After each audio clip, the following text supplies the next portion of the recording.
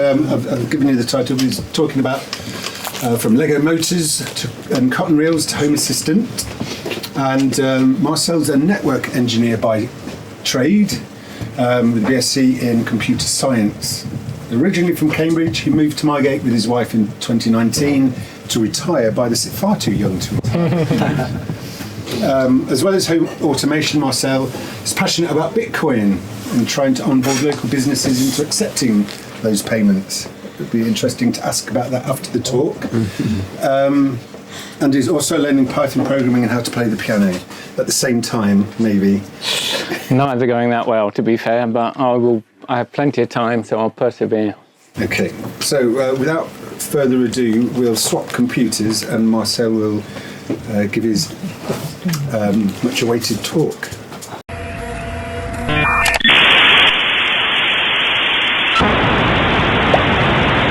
So thanks everyone for coming, and I hope you find this useful. I guess my goal in this talk is to motivate some of you to want to try and play with this system called Home Assistant within your own homes, and to imagine some of the things that you could perhaps implement to make life easier for yourself, have a bit of fun, learn something new, all without spending too much money.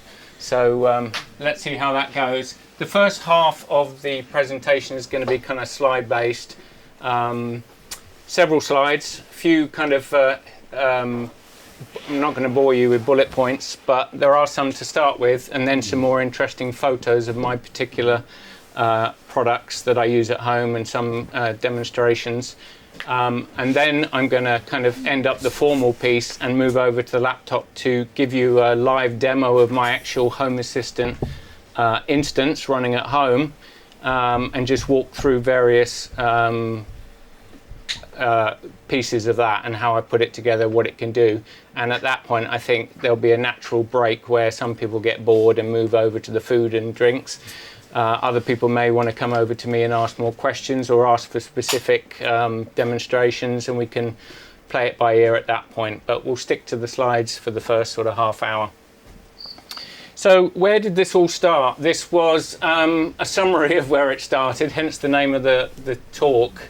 When I was a young boy, I got a Lego train set, right? And it was quite state-of-the-art at the time, because it had a 12-volt motor in it, which you see there. That I had a bigger kit which had that exact same control box where the batteries, C-cell batteries, go in that black box at the back. And it was the start of sort of electric stroke technical Lego in the early 80s. And you know, that was all great, building the railway that you were supposed to out of the kit. But then I started dabbling with what else could I do with these parts. And along came some cotton reels. I'm not sure where they came from, but I decided in my wisdom that I wanted an automatic door opener for my bedroom, right? So I pulled this thing apart. They had these little spindles that slot through the motor to attach to the wheels. And I actually jerry-rigged a cotton reel onto one of those spindles, and basically I had it turned it into a winch basically, and tied one end of the cotton round the door handle. It was absolutely useless as an automatic. The door couldn't be properly shut because it couldn't pull the handle down. It could only just winch in the door in one direction. And so somebody, you know, it was the days of pretend, and my family members would humour me, knock on the door, I would flick the switch and wait about 2 minutes for the door to open, as the motor struggled to pull the weight of the door and wind up the cotton. And then of course I couldn't reverse it, I couldn't shut it, so absolutely useless invention, but kind of, you know, early signs of me being a bit of a geek and being into the home automation. So hence the reference to cotton reels and Lego motors. So just some background on the steps, the technology innovations over the years that really have culminated in all the technology we now have to play with. And there's a lot of kind of building blocks that result in some of the things we now take for granted. So back in '69 was ARPANET, which was from the defense, the DARPA, the Defense advanced research projects agency in the US, and it was the early precursor to the internet. And that's where kind of, IP-based networking that we now take for granted with the internet several years later was first born, if you like. 1975, I'm now 2 years old. X10 launches. Who here has heard of X10? It was a very early, and it's still in existence today, home automation system. And I'll give you an example here. So this was like a remote power plug, and the signal would be sent over the mains wiring. So you could have a receiver and a transmitter, and you could click a remote control and turn on a light, for example, somewhere else in the house. And you had to set a home code and a unit code on each of the components to make, they have to all have a unique address, and that's how you kind of are able to target them individually with the signals. But that was very early on. I played with it briefly. I think in the days of having Tandy shops in the UK, you could buy this kind of stuff. 1981 IP4 standards were ratified. Now IP version 4, me being a network engineer, this is right up my street, but for laymen it's basically the protocol of the internet, TCP/IP, the addresses, the IP addresses that every device on the internet relies on in order to send and receive traffic, became standardized, which obviously led to the the advent of internet, everything internet related, rolling out. So in 1991, 2G mobile standard was launched, and this was the first network was launched in Finland, so I believe, and it was the first time that digital data services could be sent and received from a mobile device. So I think the original iPhone that was released, not the iPhone 3G, which was the second one, but iPhone original used 2G, and you couldn't do a lot with it, from what I understand. Wi-Fi upped the game considerably in '97. So the 802.11 standard, which now has a whole load of letters after it as it's evolved into up to gigabit speeds these days. But back in the day, it was only capable of 2 megs bandwidth, if you were lucky and the wind was behind you and the sun was shining. But it opened up an awful lot of possibilities in terms of network connectivity. 3G launched in 2001, and that made it practically feasible to use data services on a mobile device. So 2G kind of introduced things, 3G actually made it usable to some extent. And my wife, who's the one who converted me from the dark side onto the Apple ecosystem back in the day, she bought the iPhone 3G, was her first phone when I first met her. And yeah, it was pretty amazing what you could do at the time compared to what we're now all used to.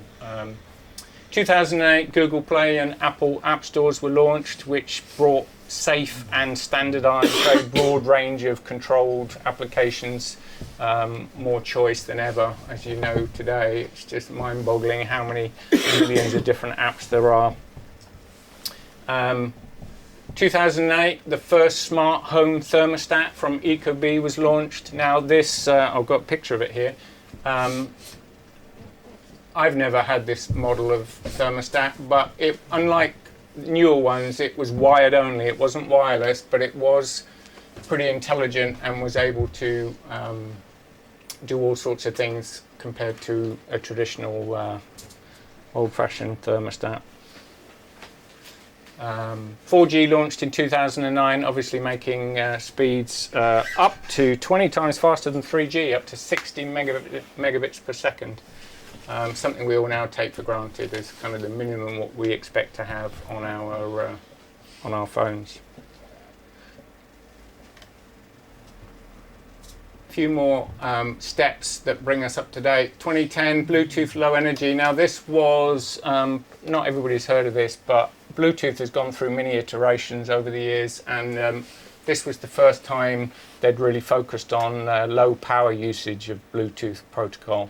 And they had envisaged that many devices and systems in people's homes would use this, because it's relatively low range, but it's low power. But it's never really took off, mainly because of Wi-Fi. And Wi-Fi has become the kind of de facto standard and the easiest to deploy. Bluetooth, a bit more techie, a bit more nuanced in terms of what you can and can't do with it. Now, this was a favorite back in the day. I was an early investor in this product, a Nest Learning Thermostat, and you've probably seen these before. It was designed by, I believe, somebody who'd left Apple. This product is now owned by Google. This was wireless as a remote, as a thermostat, so you could control it from your mobile phone wherever you are in the world. I remember, being away on holiday or whatever, and on the train back or whatever, being able to preheat the house before I got home, because that's what it does, and it learns. It's aware of the local weather forecast.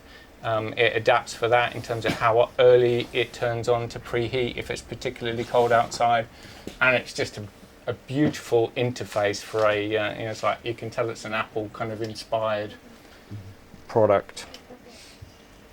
Another thing I'm heavily invested in, just because it was one of the earliest solutions to the problem of remote light bulbs. So my entire house is decked out in Philips Hue light bulbs, and I honestly have never come across a product that beats them. There's lots of cheap, they're not cheap, but once you're kind of in the ecosystem and you start buying them, you sort of end up sticking with them, which I guess is exactly what their marketing teams want. But they do just work, and they just are so much more elegant in terms of things like fading, synchronizing with other lights, so that things happen, exactly the same split second. Just very nice products. Of course, they do more than just bulbs, but this was when they first launched their bulbs. Now, this is a product I've not had. It's kind of well regarded in terms of the smart lock category. I have trusted a Yale smart lock on my only external door to a flat I had in Old Town Margate a while ago, and it's like people with electric cars with range anxiety. It just gave me so much concern that it would run out of battery, or my fob wouldn't work when I swiped it, and I had no back door in the flat. I would have to break through a window or something if it didn't work. So I was just, I had reminders set to change the batteries every 3 months and but it did work. It never let me down. This particular product looks like this. So you just fit it on the inside of a door. It interfaces with a latch. It's no good for multi-point locks that we tend to have on external doors in the UK. But it's again, it's a popular smart lock solution, which is quite a big product category in its own right.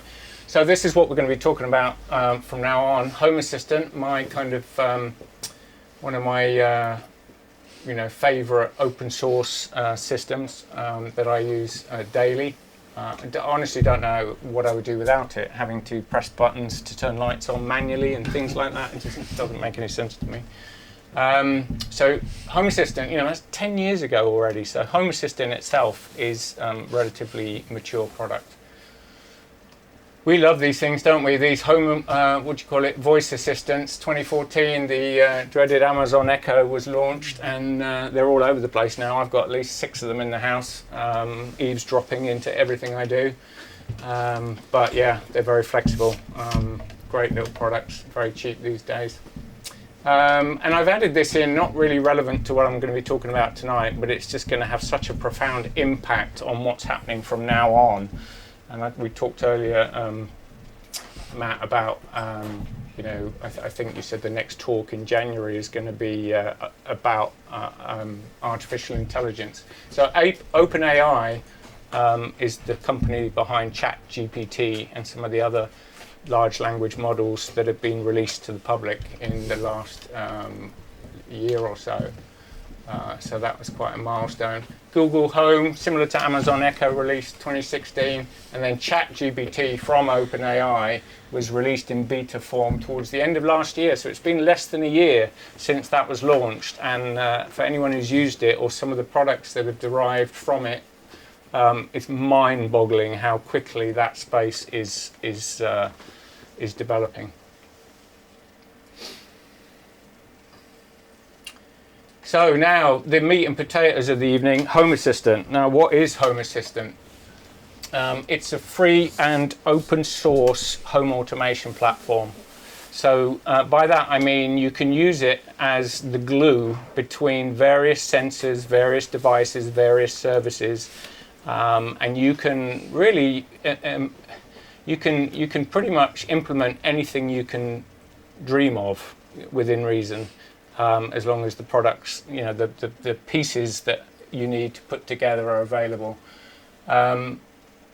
It is, I say it's free. There is a subscription option, it's worth mentioning, which gives you some support in terms of remote access to your Home Assistant instance and gives you easier integration into things like the Amazon Echoes in order to control things in your house using voice.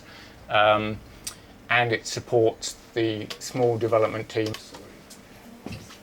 So Home Assistant is a self-hosted product. It's not something you pay somebody else to host for you in the cloud like mini services. It is something specifically designed to run 24/7 in your own home.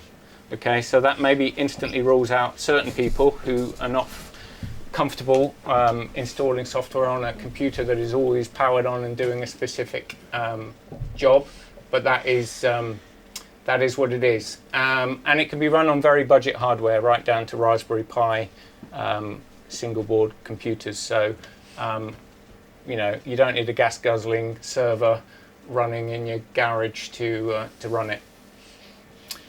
It supports all sorts of devices. I mean, the whole point of it is to integrate with as many different products as possible. So after 10 years of being developed, it's got a pretty broad ecosystem. One of the key points is that it's focused on local control and privacy. So this is running in your own home. This is not relying on the cloud wherever possible. Okay, there are many services that it integrates with, which unfortunately do require the device, you know, Home Assistant to talk to services in the cloud or over the internet. But the focus, and many people who run it, myself included, try and select products where the control is completely local. I mean, you imagine the scenario of having an internet outage. You still want to be able to unlock your front door and turn your lights on, don't you? You don't want to rely on internet for everything. And privacy as well. You don't want to share any data that you really don't need to share with other companies that you have no idea how they look after your information. So it has a user-friendly interface, graphical user web interface, which has come a long way since I first started playing with it. I still use the old-fashioned way of what's called YAML files, which are like text-based configs to build most of the automations in it. But you can pretty much do all of that now just through a point-and-click interface. So it's great for beginners and for people less familiar with the product. It also has native Android and iOS apps for the phone use.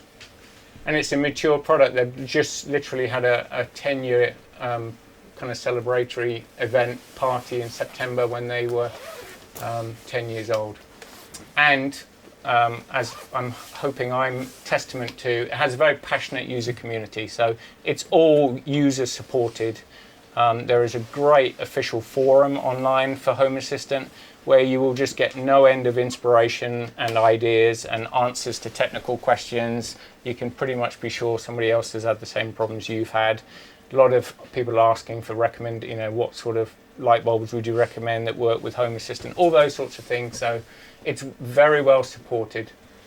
This is an interesting slide. This is taken from GitHub's The State of the Octaverse 23 report, where they basically just, the catch line is simply Home Assistant is the second most popular open source project on GitHub in terms of the number of contributors. And contributors, I mean developers that have contributed code to the platform, right? So that number, if I'm looking at that correctly, is about 20,000 different contributors to the code base in the year of 23. And it's shadowed only by Microsoft's VS Code IDE. So that's pretty impressive. That gives you an idea of how popular this product is and how passionate the development community is about extending it and improving it. So before we get to the fun stuff, I'm just going to rattle through a few of the key terminology and concepts in Home Assistant. Dashboards, integrations, entities, devices, automations, scripts, scenes, and add-ons. I'll try and keep this brief because I don't want you falling asleep. Dashboards are really how you display the data from Home Assistant. So you can have controls, buttons you press to turn things on and off, to trigger automations manually, but fundamentally use it to view sensors, statuses, anything from weather to whatever, fluid levels, whatever you're monitoring or automating in your home. You can make a dashboard to summarize the current status. You can have this running on tablets in what's called kiosk mode. So some people have like tablets, cheap Android tablets like on their kitchen wall or whatever, and they can just turn the lights on or check things or call up a recipe or whatever they do with it. Or you can use the apps on the phone, the companion apps, or a web browser, whatever. So integrations are the fundamental, as it sounds, it's the integration between Home Assistant and third-party services. So for example, we talked about Philips Hue light bulbs. You would install the Philips Hue integration into Home Assistant in order for it to be able to talk to Philips Hue bridges and light bulbs and things. So you end up with all these different integrations, and there are I think it shows at the top there, all 2,584 currently, and this just gets updated all the time. All different categories, even doorbell. There's 8 different integrations just for doorbells. So that's what really connects this to everything. The entities are individual sensors from within a product that you integrate. So one light bulb could be an entity. Okay, so they're that's kind of the smallest unit of the building blocks of building an automation.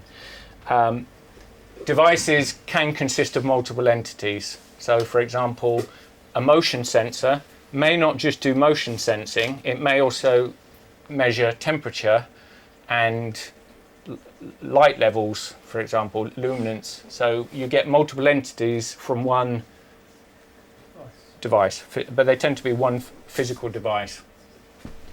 Automations are what ties everything together, and they always consist of 3 things: triggers, conditions, and actions. So a trigger obviously is something like time of day. Every day at 6 a.m. do this, turn on this light, or at sunset turn on this light, or turn off this light. Conditions allow you to fine-tune that, so you can say, well, if you're in holiday mode, then you're not likely to be at home, so don't run this automation if something else is true. And actions are obviously what to do when the automation triggers, like switch on that light bulb, or turn off that fan, or send an alert to Marcel's phone. Scripts are similar to automations, but they are called from automations. So they're not called automatically, but they're basically a way of reusing code. So if you're going to have a script that does a certain thing, you can easily assign it to multiple automations.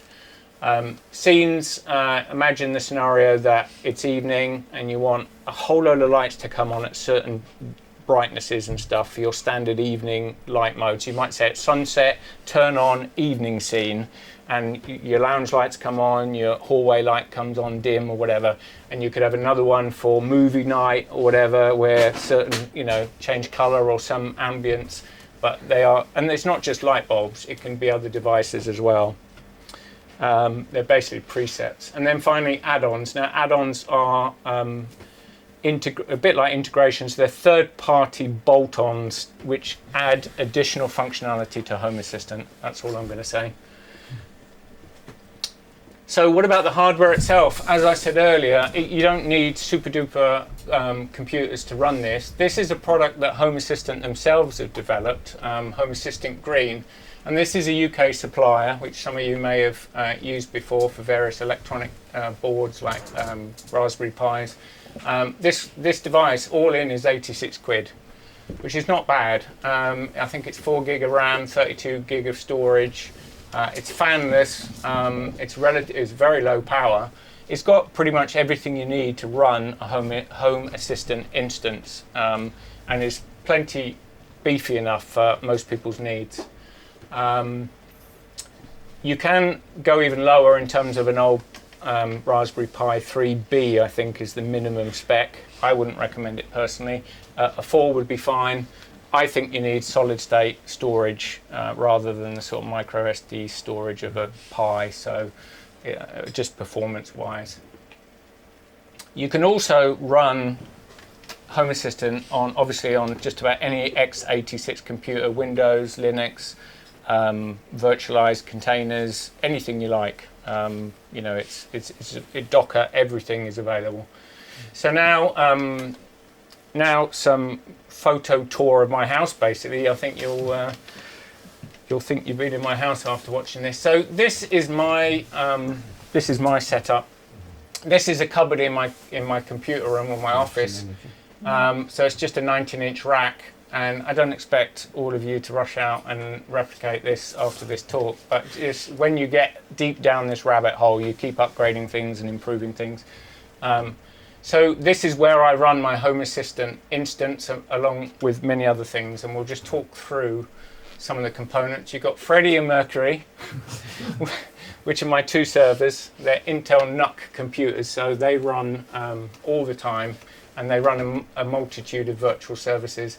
On top of them, you've got the broadband modem for my, I've just got normal kind of PlusNet broadband, just 70 odd meg, nothing special. Above that, you've got some equipment that runs as my gateway, my internet gateway. It's Ubiquiti stuff. There's what's called a Dream Machine Pro, which also manages my cameras. And above it is a power over Ethernet switch, so that distributes connectivity around the house. Now from now on, most products are going to have a little piece of text on the screen, just in case any of you want to know what I'm talking about, or specifically what product it is. This weird cable hanging up next to my, within my cupboard, is the Zigbee radio that controls all of the remote sensors that run on Zigbee. Zigbee is a protocol which is it's kind of more efficient than low powered and more efficient or quicker to respond than Wi-Fi. And instead of adding all your devices onto Wi-Fi, you can have what's called a Zigbee network. It uses a similar 2.4 gigahertz frequency as some Wi-Fi. But this is literally a USB dongle, and in order to reduce interference, it's on an extension cable. So it shouldn't be directly in the back of the Home Assistant PC, but it can be, but you'll affect the range. So it's just literally a little USB dongle, but that controls things like window sensors, motion sensors, temperature, humidity sensors around the house, and it's a mesh network. So any of those devices that are powered by mains act as a repeater to other Zigbee devices. So on top of the NAS device, there is a weather flow hub. So I've got an external weather station on the top of a long pole in my backyard, and that sends data frequently to this device. And this device then uses something called MQTT to send that data into Home Assistant. Next to it is my many years old Hue bridge, used to be called a Hue hub, but that's what controls all my light bulbs.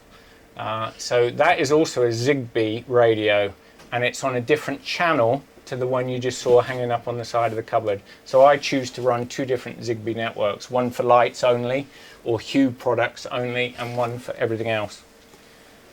This device controls my blinds. I've got roller blinds in all the upstairs windows, and this device simply is needed to automate the up and down of those blinds. So at sunset, the blinds in the bedrooms all shut by themselves, and then certain rooms open at sunrise, others not until 10 o'clock or whenever we decide. This, I had to look up what a CAD was, I didn't even know, but it's a consumer access device. Now this interfaces with what's called a SMETS2 smart meter. So anyone who's had a smart meter fitted for their gas and electric, This device talks to that once you've got the relevant permission to share the data or obtain your own data. But basically it means I can see all the gas and electric usage within Home Assistant, because it's real time, locally sourced from my smart meter in the kitchen, which is pretty cool. And that's something I've added this year. Around the house I have these things, which are access points. So this is what provides good Wi-Fi coverage in my house. I don't rely on just a single device that you get free from your ISP. I have this slightly more exotic setup called Ubiquity, which ties in with those devices you saw in the cupboard.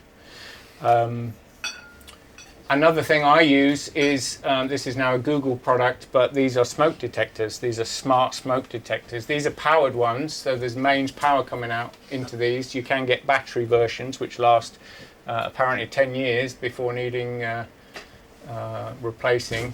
They're pretty cool. They're carbon monoxide sensors, smoke, flame. They speak to you, they warn you verbally. They synchronize with each other if you've got more than one, so they're aware of each other's status.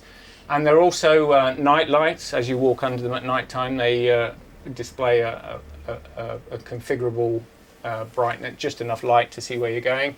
And they also act as motion sensors, so you can feed them in. You can use them as part of your like home alarm. If, for example, you could arm the house to say you're not expecting any movement because you're on holiday or something, and these could then act as a sensor to get triggered if somebody walked underneath them. This is a Philips Hue motion sensor, and I've got a few of these. These are very reliable. This is in the kitchen, and what this one is solely designed to do is turn on the kitchen LED strips under the cabinets as you walk in. But it's taking various conditions in order to do that. Obviously, is it light outside? So the weather station is providing the illuminance factor, the lux level of the light, and also, so basically it can turn these lights on at different brightnesses depending on how dark it is, if that makes sense. And they come on for 5 minutes, and if no motion is detected for 5 minutes, they go off again. This is my coffee machine. I like filter coffee. There are two gadgets on the screen here. One is a smart plug, and probably everybody's come across smart plugs where you can just connect them via Wi-Fi or Zigbee, and you have an app on your phone and you can turn it on and off. I use these extensively. This one is an energy monitoring smart plug, so it knows how much load is being pulled through that outlet. And the thing is, this is not a smart coffee machine. This is just a 20 quid drip filter coffee machine, but because of the smart plug, I can configure the automation to detect, for example, when it gets turned on, an announcement goes out on all the echoes synchronized across the house saying coffee will soon be served, right? When it's finished brewing, the power drops to a standby keep warm level. Home Assistant notices that and announces to the world, coffee is now served, or whatever, coffee is now ready. And even when this particular machine switches off after 20 minutes, because it's got a thermos type flask which keeps it hot for a few hours, so it doesn't need to be on, and it says the coffee machine is turned off. So 3 different announcements every time I use this coffee machine, just because of that smart plug. I think you should sell that as a kit. Yeah, Just there right now. But that's the definition of fun with home automation. It just makes it fun. On the right is an Echo. That's one that not everybody's seen before. It's called an Echo Flex, and it's quite a discreet one, which is quite suitable for a kitchen where you don't want things sitting on your worktop getting dirty or whatever. So this is the weather station, and that is it on the floor, and that is it up in the sky on the end of a pole. It does all sorts. You know, it can detect lightning up to something like 100 kilometers away. It's pretty clever. I don't know how it does that. Honestly, don't. Wind direction, wind gust speed, all those things.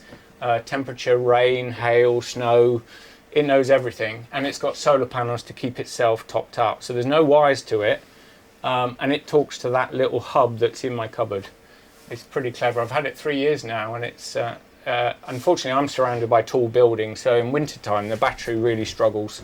And just yesterday I had this down for maintenance, and I've added an optional extra with like a battery box with a wire going up to it. So I've at the this is next to my shed. So I've now got a cable running into my shed, and I can put in 8 AA batteries just to keep it topped up during the darker months.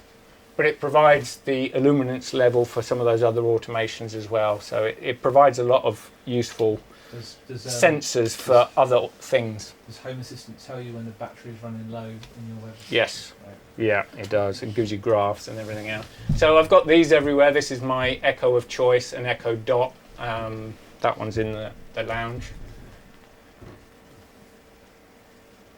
Alexa, turn on the TV lights. Okay. The coffee machine has switched off.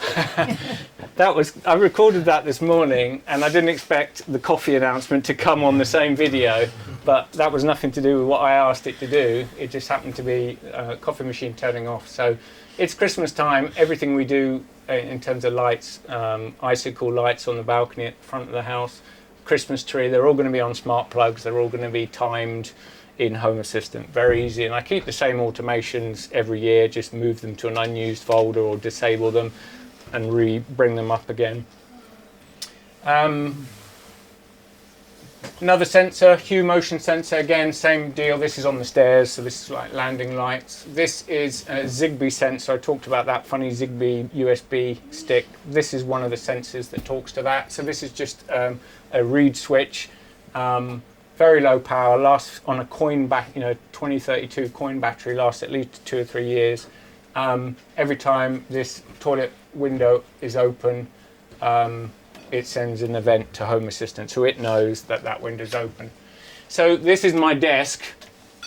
One thing I've just added is this LED strip under my monitor bridge, and I can use it for sensors. So I can say, at the moment it's set to like toilet window downstairs is left open, the red lights are on, bathroom window left open, the green lights are on, and if it's raining outside, the blue lights on. I've just lit them all up for the photo. But your imagination is the only limiting factor what you can do with all this stuff. I've also got another device there called an LA Metric Time, which is just a mini pixel display that you can send messages to. So we happen to rent out our driveway using a service called Just Park. We haven't got a car, but we've got a driveway, so we try and make a few pennies on it. And Home Assistant is integrated to my Google Calendar. It knows when the next booking is for Just Park, and an hour before the start time of the next booking, we get an audio announcement saying, Just Park booking is due to start soon. And this stays on that screen. It just reminds me to open the gate, basically, so the car can park. We have these around the place. These are little Zigbee temperature and humidity sensors. This in our dressing room is just a motion sensor. It's again same brand. It's not Hue. It's a it's a Zigbee motion sensor. And what that does is, as you'll see from this demonstration,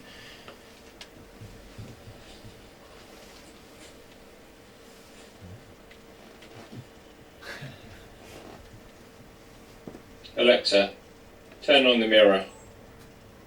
Okay. Alexa, turn off the mirror. Okay. Alexa, open the dressing room blind. Okay. So this is a room we've only just kind of decorated in our house, and we're using it as a dressing room. My wife's got a little makeup mirror and stuff, and I said I would add lights to it and those LED strips.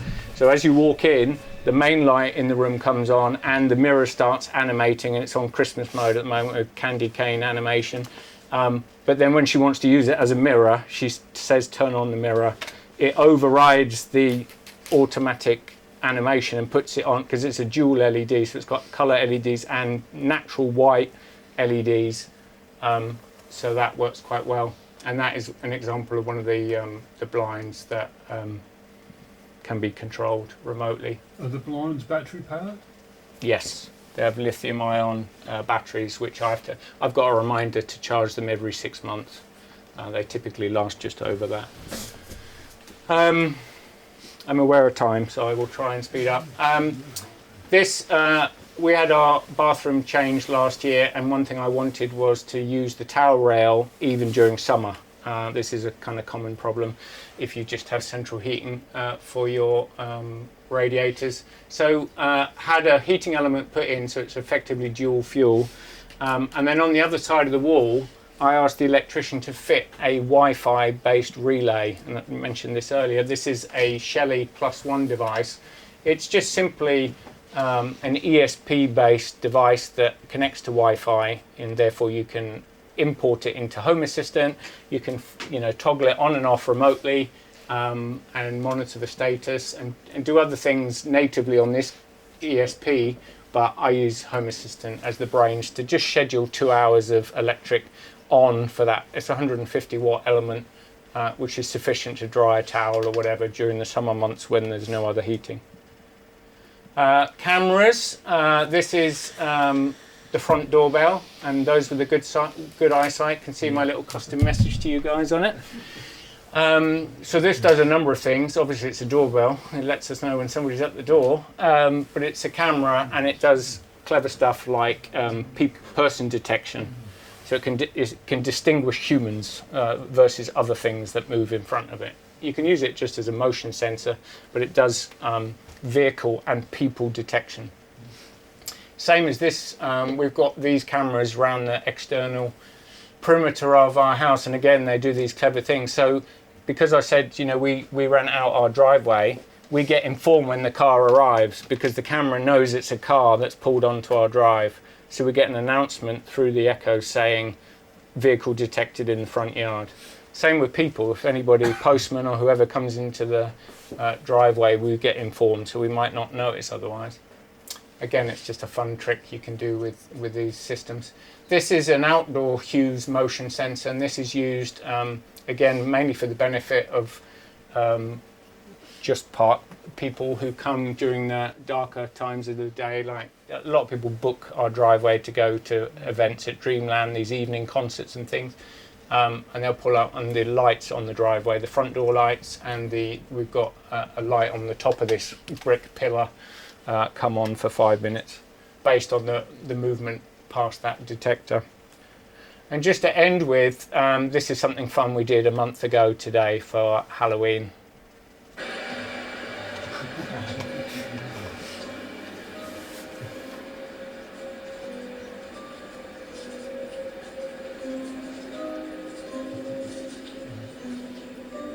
And that was it. So that was the bulk of the presentation.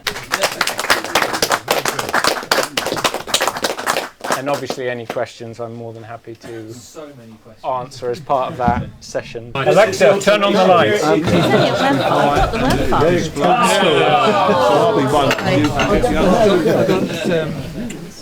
That was pretty awesome. Yeah.